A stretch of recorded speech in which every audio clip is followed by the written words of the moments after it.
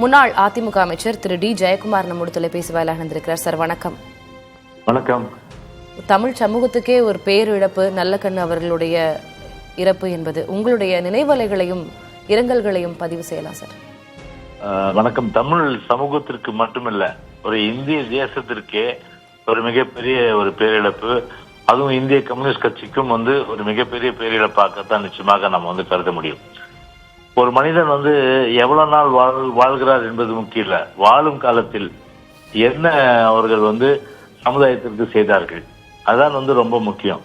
ஆனா தோழர் நல்லக்கண்ணை பொறுத்தவரை ஐயா தன்னுடைய சிந்தனை எல்லாம் அந்த ஆரம்ப காலகட்டத்தில் இருந்து ஏழை எளிய மக்கள், உழைக்கும் வர்க்கம், இந்த பாட்டாளி மக்கள், அவங்களுடைய அந்த சமூக கல்வி பொருளாதார முன்னேற்றத்திற்கு எவ்வளவு போராட்டங்களை முன்னெடுத்து அதன் மூலம் அந்த போராட்டங்களின் மீது போராட்டங்களின் மூலமாக உரிமைகளை கட்டிக்காத உரிமைகளை பெற்று தந்தவர் என்று சொன்னால் அது மிகையாகாது.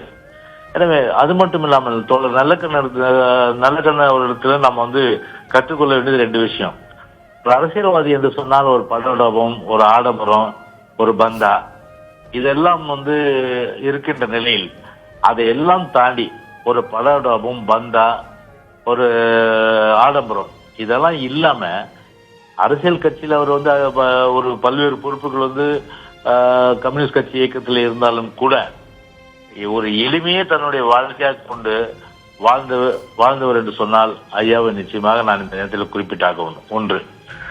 இரண்டாவது பார்த்தீங்கன்னா, எந்த சூழ்நிலையும் அவர் பார்த்தீங்கன்னா அவருடைய அந்த ஒரு மென்மையான அணுகுமுறை தான் இருக்கும். அதாவது ஒரு கடிஞ்சொல்லோ, ஒரு முகத்தை மற்றவரிடத்தில் வெறுப்பை காட்டுகின்ற வகையில முகத்தை காட்டுவதோ, அந்த மாதிரியான அந்த ஒரு சூழல் அவர் என்னைக்கும் நான் பார்த்தது கிடையாது. பொதுவாகவே அம்மாவுடைய காலத்தில் கூட்டணி கட்சி பேச்சுவார்த்தை குழுவில் நாங்கள் இருந்தபோது பல்வேறு சந்தர்ப்பங்களை நாங்கள் சந்தித்த போது கூட கட்சியினுடைய அந்த உறுதிப்பாட்டு, இந்தந்த இடங்கள் வேண்டும் என்று கேட்டு சில தவிர்க்க முடியாத கொடுக்க முடியாத சூழ்நிலை நாங்கள் சொல்லும் போது கூட அப்போது கூட அவர் மென்மையா அதை அம்மாட்ட சொல்லுங்க அப்படின்னு தான் சொல்லுவார் ஒழிய எந்த விதத்திலயும் அந்த முகத்துல அந்த எந்த விதமான அந்த கோபமோ இல்லைன்னா ஒரு அதிருப்தியோ நான் நிச்சயமா பார்த்தது கிடையாது. எனவே அது ஒரு பக்கம் இருந்தாலும் கூட ஒரு ஒரு கட்சியில இருக்கிறதுனா முதல்ல அந்த கட்சிக்கு விசுவாசமா இருக்கணும். அது முதல்ல ஐயா சாரம். அது விசுவாசம் மட்டும் இருந்தா போதாது, அடக்குமுறை வரும்போது உடனே கட்சி தாவிடுவாங்க.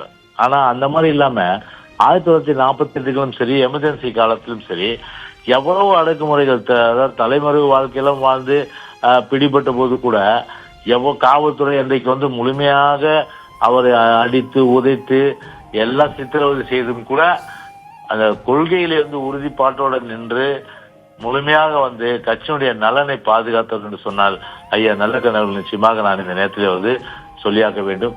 எனவே அவருடைய இழப்பு என்பது தேசத்திற்கும் தமிழ்நாட்டிற்கும் தமிழ் சமூகத்திற்கும் கம்யூனிஸ்ட் கட்சிக்கும் மிகப்பெரிய ஒரு பேரிழப்பாகும்.